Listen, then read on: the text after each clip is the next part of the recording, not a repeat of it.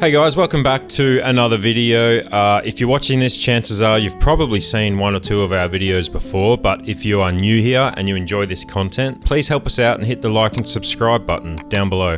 So obviously I am recording this solo today as we're about to do a really big travel day tomorrow, and I wanted to get this video out before we leave. Mandy's not feeling too good. She's about halfway through her pregnancy now and she has her ups and downs, so I'm giving her the day off today and I'm filming this video on my own. But in today's video, I'm going to be sharing with you guys some of the worst travel mistakes we've made as full-time travelers over the last 2.5 years. And the reason I'm doing that is because I think a lot of our content gets a little bit misconstrued. While we try to show everything from the ups and downs, the positives and negatives as much as possible, sometimes when you watch from the outside looking in, it seems like everything is just perfect and we're just on this non-stop holiday and nothing ever goes wrong, which isn't really the case.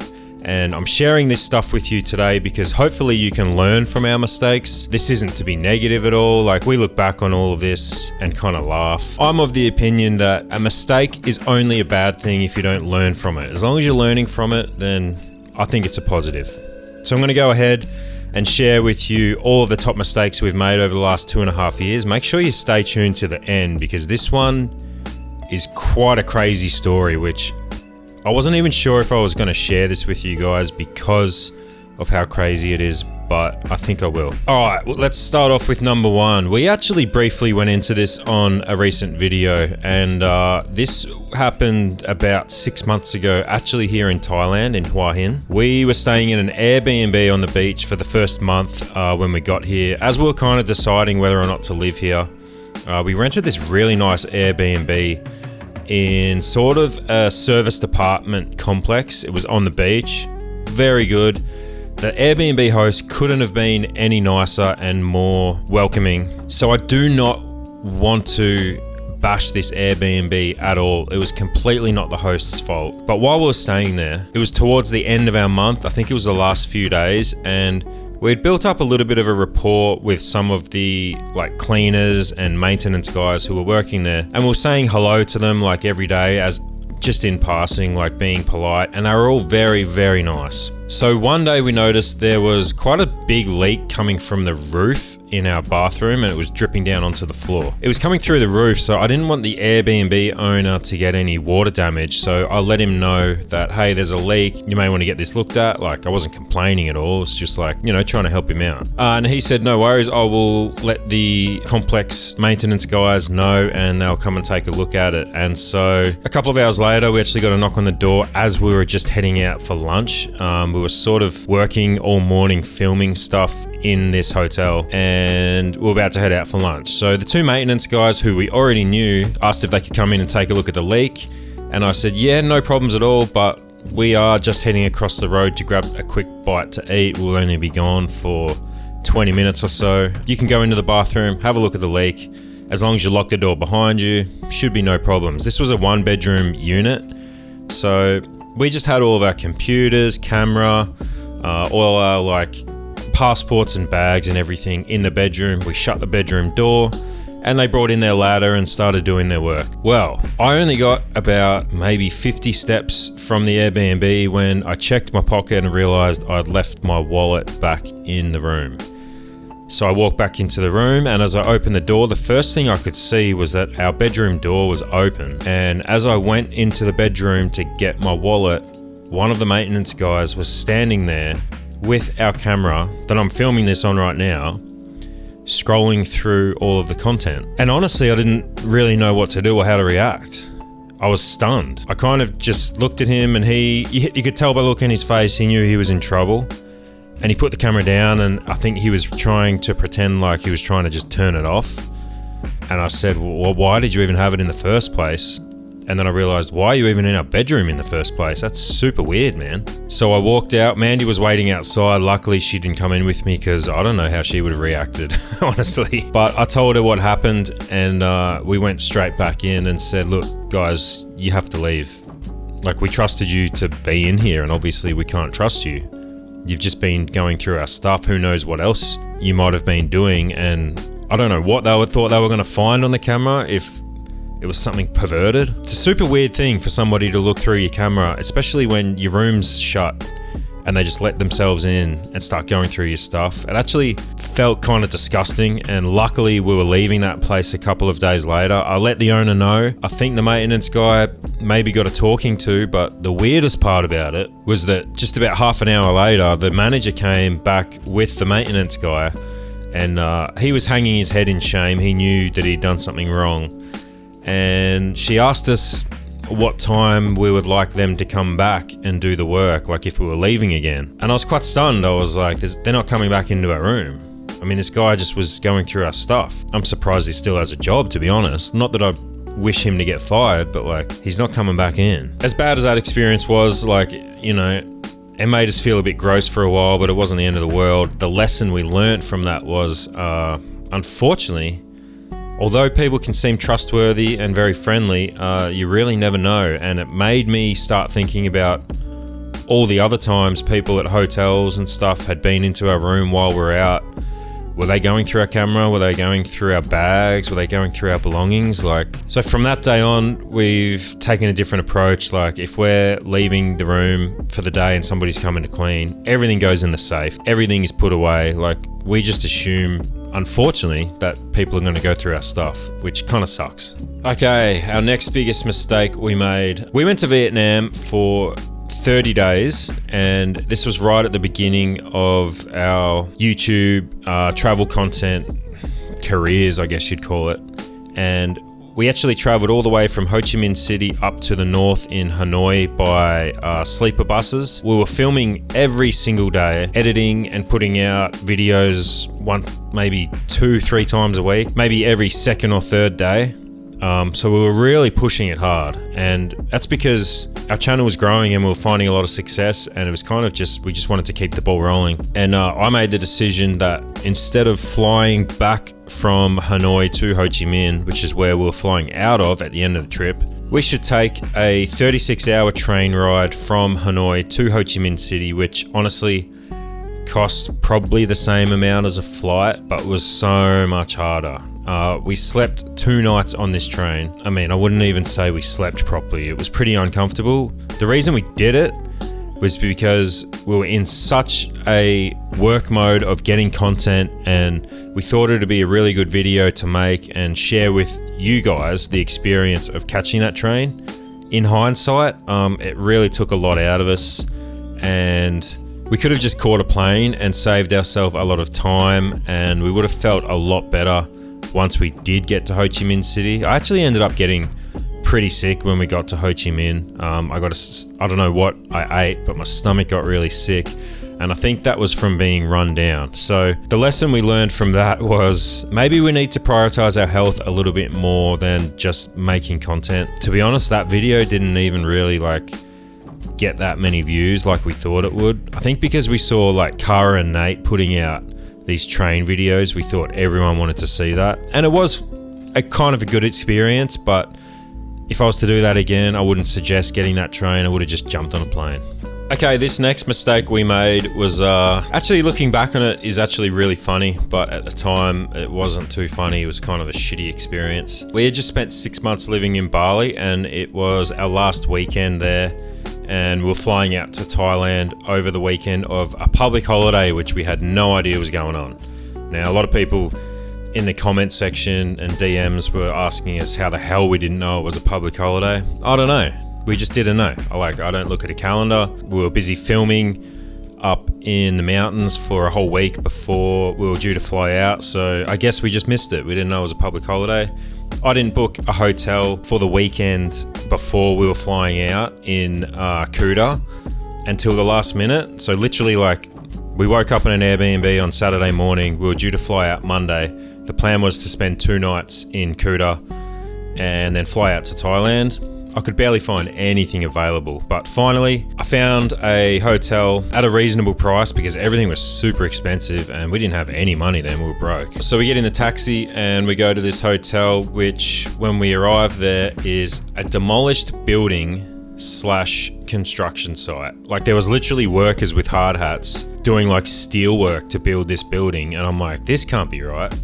Taxi driver gets out and talks to the guy, finds out the hotel we had just booked had been closed for 2 years. Now, I have no idea how we managed to book a hotel that had been closed for 2 years, but we did. So we got the taxi driver to drop us off at a Starbucks, and I jumped online and went looking for another hotel. Everything was super expensive. We finally found an Airbnb, but we decided, okay, we're not going to book this Airbnb without getting confirmation that it's actually like real and available. And we did. It got confirmed. Our booking got confirmed. Got in another taxi a couple hours later.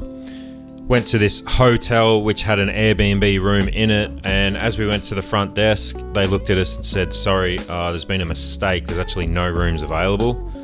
We then spent probably 4 to 5 hours driving around Kuta and using the hotel's Wi-Fi that we had now, the second hotel that we had booked and not been able to stay in, using their Wi-Fi to try and find accommodation. We put out a story on Instagram to see if anyone knew of any hotels that were available, because everything was completely packed, and it got to like 6 o'clock at night and we had nowhere to stay, and we started thinking, shit, like what are we going to do? We literally got nowhere to stay for like the next 2 nights. Luckily, I don't know what happened, if there was a miscommunication or if a room became available, but the night shift manager came on at about 6 o'clock, and she comes up to us and she says, hey, did you guys want to stay here tonight? And I'm like, yeah, that's why we booked a room and why we've been sitting here for the last 5 hours.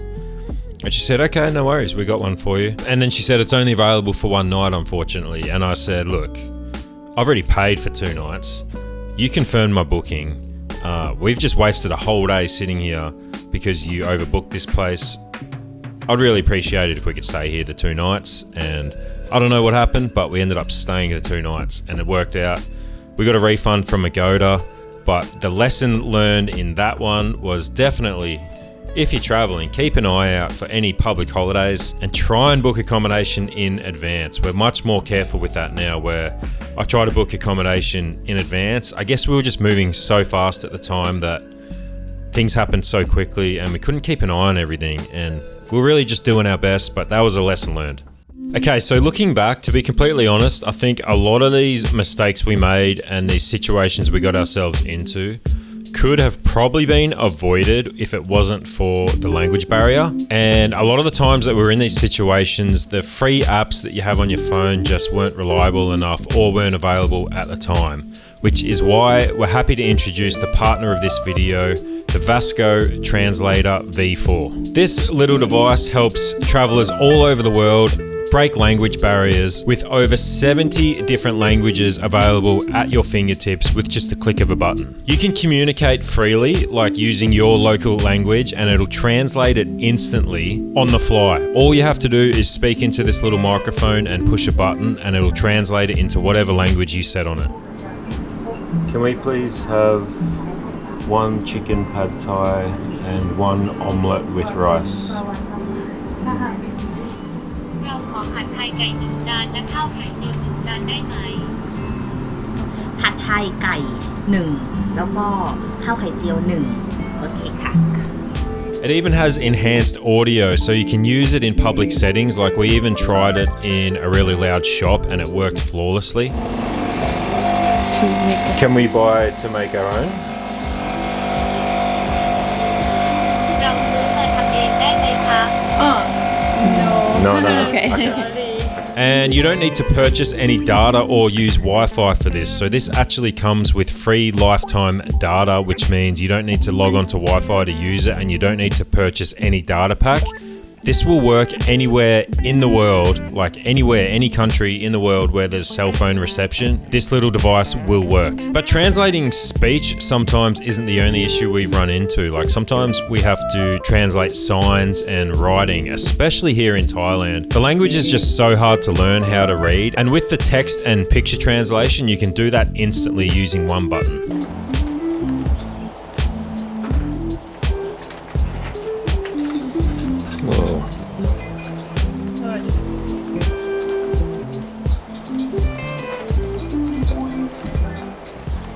This works pretty good, even when it's loud in the background. Translates flawlessly, and that photo to translate feature is epic. It happens in like 2 seconds.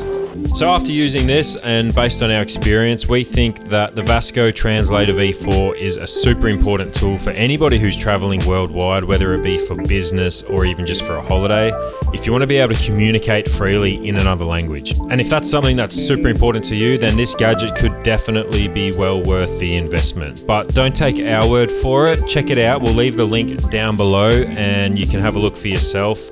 If you're interested in buying this, don't forget to use code Mandy10 because you'll receive 10% off your purchase at checkout. Okay, this one is, well, I don't want this to come out wrong, but buying an RV in Canada at the time we bought it was definitely a mistake. Now, I don't know if you guys have seen, we did a full RV series where we bought an RV in Canada and drove it down the whole west coast of the United States. We spent 5 or 6 months in the RV. One of the best experiences of my life. I would hands down do it again, except the problem, we made a really big mistake of buying the RV in Canada in March, which I thought was spring. Mandy actually grew up in Canada, so to be honest, I'm kind of putting this on her a little bit. But when we got there, it was freezing cold. It was actually still snowing where we were.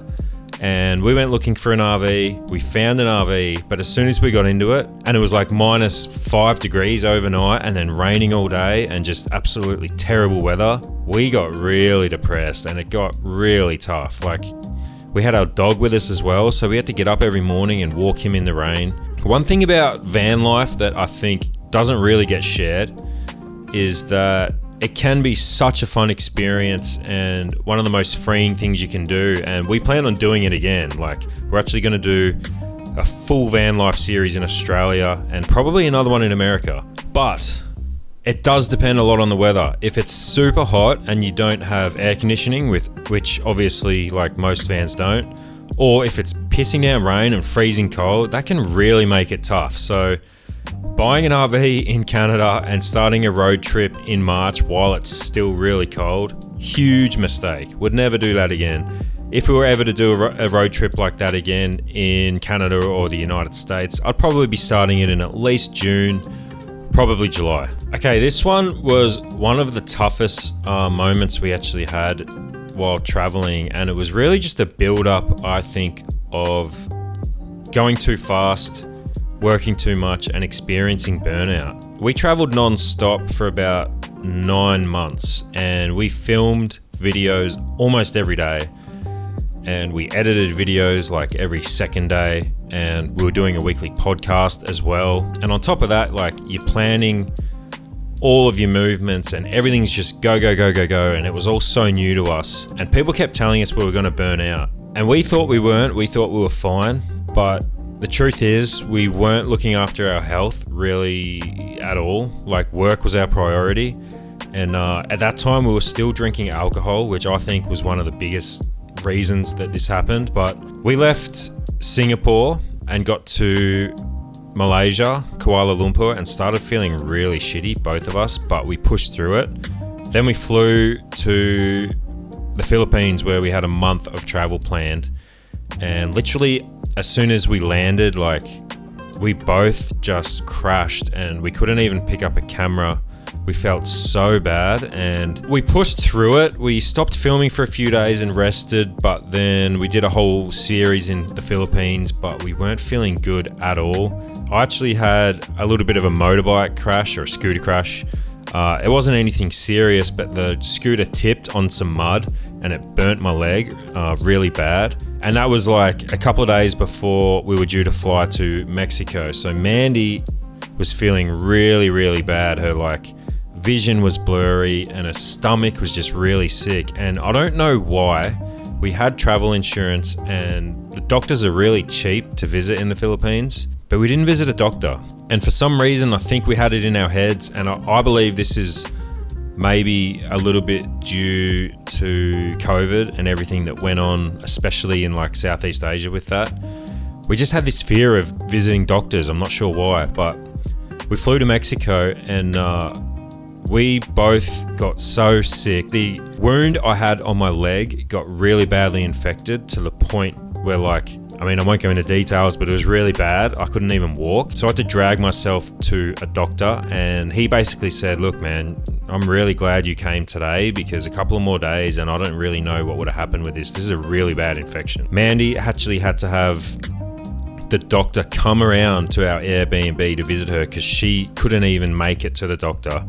And she found out, she did some blood work and found out that she'd had a parasite. Who knows how long she had it for? It probably was like over a month, maybe 2. And had we have just seen doctors earlier, we probably would have been fine and avoided being sick so bad. And I think the lesson learned from that was just like, we need to trust doctors. Like, there's sometimes where you just need to get over your fear of doctors, and we should have gone to the doctor straight away because our health is the most important thing. She got so sick, and I won't go into details of everything that was happening because it's quite personal, but she got so sick that I literally was about to take her to the ER, and I rang our insurance company safety wing to ask them, like, because we didn't have much money, and I said, like, if the hospital's going to charge us a lot of money, like, are we going to be covered? Are you going to be able to, like, help us pay for this up front? I was so worried about it, but luckily the doctor who came around was really, really good, spoke great English, and he sorted her out. But it took like 3 or 4 weeks for both of us to get over that. And the lesson learned from that is obviously go see a doctor early on, but don't push yourself too hard. Like, your health is everything, and when you don't have your health, all you want is your health. Like, money and work and your career and everything seems super important, but as soon as your health goes, all you want is to be healthy. Okay, this next one I'll keep short and sweet. It's kind of similar to the last one, actually. Our first week in Bali, we both got dengue fever, and honestly, like, I'll keep it short because we've mentioned this in so many videos, and I don't want to bang on about it too much, but I had no idea how serious dengue fever was. And when I went to the doctor, he basically just told me to go and drink a lot of water and rest. And that's what I did for like 3 days until I got so sick that I had to get a nurse come around to our Airbnb because I couldn't move. And she gave me IV drips for like 10 days. Mandy got dengue fever a couple of days later and actually got it even worse than me. It was really scary. Both of our blood platelets dropped really low, and our white blood cells, I think, like, they had to take blood tests from us every single day for 10 days and give us IV drips to try and keep us like hydrated and get us healthy again, obviously. Mandy got a rash all over her body. She couldn't sleep. It was terrible. It was the worst sickness we've ever had. And the reason I think we got it is because, once again, we weren't looking after our health. We just landed in Bali and we went out drinking like every night. And I even went and did my first jiu-jitsu class where, like, I got so dehydrated, and what did I do? Jumped in the pool and drank a beer straight after, and probably drank like 5 or 6 beers after that. I got dengue fever straight away after that, and I think it was probably related. The thing about dengue fever is you can contract it and your symptoms can be very mild, but if your immune system's very low, it can be really, really bad. We really made the mistake of not looking after our health when we went to Bali. Oh, and also, if you get dengue fever, take it very seriously and probably go to the hospital right away. Okay, our first night in Mexico was, again, looking back on it, kind of funny, but we booked an Airbnb. Our flight was due to land in Cancun at around, I think, 8 or 9 p.m, but it got delayed. And our Airbnb sent us instructions on how to get into the place, but I misread the instructions and didn't see that you couldn't check in after midnight. Our flight got delayed and we got to our Airbnb at about 1:45 in the morning. Remember, this is our first night ever in Mexico, where we were kind of on edge, like, because we'd been reading all these articles about like shootings and stuff. This is in Playa del Carmen, about recent shootings and gang activity and drugs and violence. And look, to be honest, Mexico, we felt completely safe pretty much the whole time, but there still is a little bit of a kind of scary vibe to Mexico, especially at 1 o'clock in the morning when you're standing on the street with your bags and you can't get into your Airbnb. We got dropped off by our taxi driver and we're ringing the doorbell. I'm trying to like text the owner. No response, nothing. And there's just like It's completely dark. There's street dogs walking around and people walking past us looking super sketchy. So I ended up managing to get a taxi to a hotel, and we stayed at the hotel for the night. And then the next morning I was able to get in contact with the Airbnb. I tried to get a refund, but because their check-in policy was that you couldn't check in after a certain time, I wasn't able to get a refund, and I blame myself for that. After that, every time we were flying somewhere, I made sure that we were going to be able to check in at any time, even if we had like plane delays or anything like that, just to avoid that sketchy situation. That was a creepy situation, being stranded on the side of the road in Mexico. Okay, this is our final one, and the one that I wanted you all to stick around for, because this is a super interesting story and something we haven't shared on our channel. Everything else that I've mentioned so far, you can actually go back and see that we shared it previously on videos, but this one I've been holding on to for a few reasons, because my family's involved and I didn't want to like publicly name and shame the Airbnb we were staying at the time. I don't know if I'm going to name them or not. I don't know. I don't want to bring too much negativity to them. But basically, we recently went to Bali this year in January for a family get-together. We couldn't all get together over Christmas, so we spent January in Bali together. And we stayed at this really great Airbnb, which was like a 4-bedroom Airbnb. There was 8 of us adults plus my nephew, and I had a swimming pool, and we had a super awesome time, like the best family holiday ever. The last night of our trip, we had like a final dinner at a restaurant called Santorini, which is a Greek restaurant in Canggu. Myself and Mandy and my mum and her partner went in one grab, and then I think like my sister and her husband went in another. And anyway, my brother, his wife, and his son, who was not even 1 year old at the time, met us there. We were sitting at the table and I could just see the road. I saw my brother's grab taxi pull up. I saw him get out. I didn't hear anything, but I noticed there was a bit of a commotion going on, and there was like a bunch of people started sort of gathering around the car. And as I kept looking, I thought, this is something doesn't look right. Like something's going on over there. I'll go check it out. I go to check it out, and there's a grab driver with like the green jacket. He's sitting on the curb and he's holding his arm, and he's sort of like rocking back and forth like he's in pain. And there's a lot of people just talking and yelling at each other and like sort of talking to my brother. And so his wife took the baby inside, and basically my brother explained that they'd pulled up to the restaurant.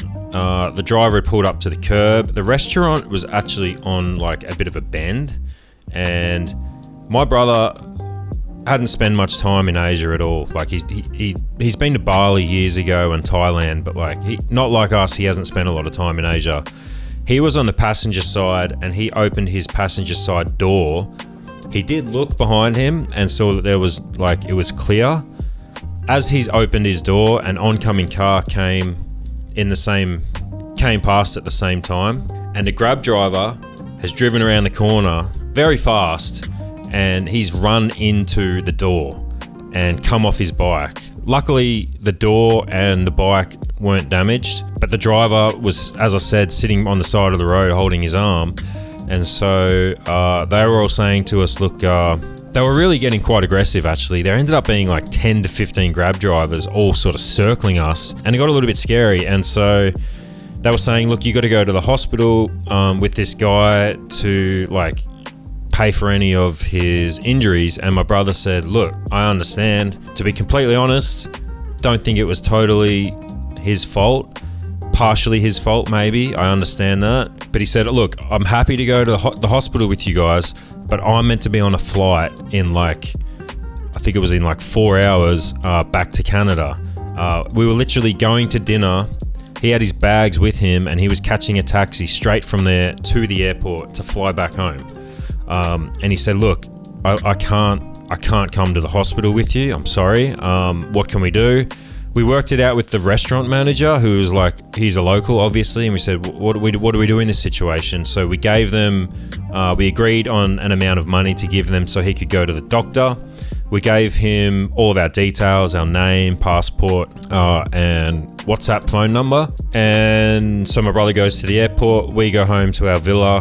And then my brother's at the airport and he starts getting messages saying that this guy has a broken arm and he needs surgery and it's going to cost X amount of dollars. It wasn't cheap. It was something like $1,000. And my brother said, look, I understand, but I'm at the airport right now. Please just send me like a doctor's, certificate, x-ray, whatever, like send me the information and I'll take care of it. Like I'm going to take care of it, but I'm about to get on a 15-hour flight or whatever it is back to Canada, like a long flight. So I guess these Grab drivers, they didn't believe my brother. They thought he was lying and just trying to run away from the situation, because as I was about to go to bed, I started getting text messages from my brother, which he was sending me screenshots of the Grab driver. This is the guy that was driving the car, saying, I'm outside your villa, we need to talk to you. And he's like, I'm not there.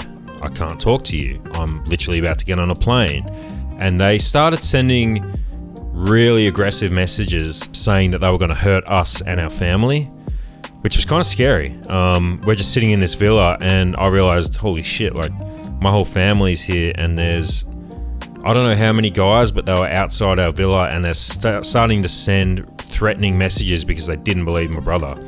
Now, the problem I had was he's my identical twin. If I go out there and talk to them and say, hey, look, I know I look exactly like my twin brother, but I am not my twin brother, they're not going to believe me. So my brother said, look, just send me the details, okay? I'm going to be on a plane for the next 15 hours. I'm not, like, you have my passport. You can make a police report, whatever you need to do. Like, we're not running away. He literally sent photos of him at the airport. He said, we can talk about this tomorrow. I can't do anything about this right now. So I texted the security for our Airbnb and said, look, there's a bunch of guys supposedly outside our house sending threatening messages. I don't want to go and confront them because I don't know what I'm going to be facing. Can you come and help us out? And then I went to bed because I felt like, we were actually flying out the next day. I went to bed because I felt like the security of the Airbnb would take care of it. They'd send these guys on their way and it would all be fine. I woke up in the morning and there were a bunch of chairs stacked up against the front like entrance door to this villa, because apparently the security let these guys come into the villa and they went into my mother's room, who's 72 years old, with flashlights asking for my brother. And she was horrified. She was like terrified. She didn't know who these people were, what they wanted. Like, she obviously knew about what had happened, but like, she was like, I can't believe these guys are in my room. She didn't know if they were police, which they weren't. I woke up and said, what's going on? And my mum told me the story.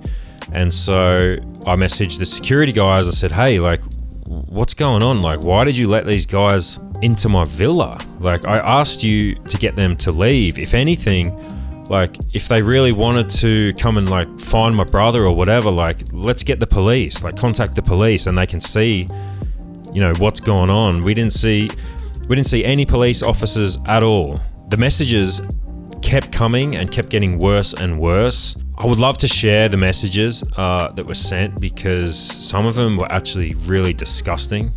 Like, they were wishing very bad things on my family and my nephew, which really put a bad taste in my mouth, because our intent was never to run away from what had happened at all. It was just bad timing. My brother ended up speaking to the motorbike rider and speaking to a doctor, and we found out, okay, like, his arm's broken, this is what it's going to cost, and he sent him the money, like he said he would. He never planned on running away from it. The way that the guys acted, though, was really alarming. Like, I don't know what might have happened had I have gone out and spoken to these guys. And apparently in Bali, there's a bit of a different way of dealing with things. Like, in the neighborhood, they have their own policing system, which I didn't know about. I think they're called Banjar.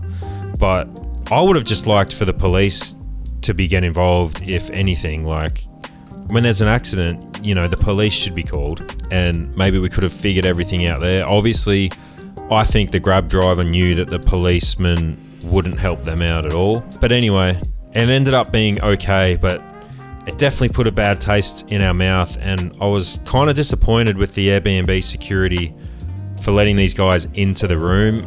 We had a back and forth, a few phone conversations after that, and they explained to me that they were just trying to fix the situation and figure out what was going on. But I expressed to them that it was disappointing that like we thought, you know, they were there to make sure that we were safe, and they were letting these guys into our villa, especially into my mum's room while she's sleeping, without us knowing. Like, we don't know what these guys are capable of or what they're doing, and judging by the messages that they were sending us, I'm not sure if I'm going to share these on screen or not because they're pretty horrific. I think if the security had have known what these guys were saying to us, they probably wouldn't have let him in. But everything turned out all right. The lesson I learned from that is that nobody really trusts anybody. We didn't necessarily trust the guys that they weren't just trying to run a scam on us, because I know this is something that happens in Bali. And they didn't trust us because they thought we were just trying to run away from the situation. If I could go back in time and do it again, I probably would have gone to the hospital with the guy myself instead of letting my brother deal with it. Although it was my brother, the last time I was going to see my brother in a year, so I wanted to have dinner with him, but that was probably a mistake. I probably should have gone to the hospital with them myself, just to show them that we never intended on running away from the situation. And I think it all comes down to trust. So yeah, that's it. I mean, that was one of the most intense encounters we've ever had while traveling, and kind of scary. So that's it. That's some of the biggest mistakes we've made while traveling, and some of the not so great experiences we have. I know when we put out videos, sometimes we can sugarcoat things and make it look like everything's always perfect, but it's not. We try to be as transparent as upfront as possible and share the good with the bad, and hopefully other channels do that as well. But I know sometimes from the outside looking in, it can look like everything's just fine and dandy and perfect, when maybe sometimes there are some personal issues going on behind the scenes that you don't know about. Anyway, I hope you enjoyed this content and maybe found it helpful or entertaining. And if you did, please click the like and subscribe button and share it with a friend. It really helps the algorithm. And we'll see you on the next one. Bye.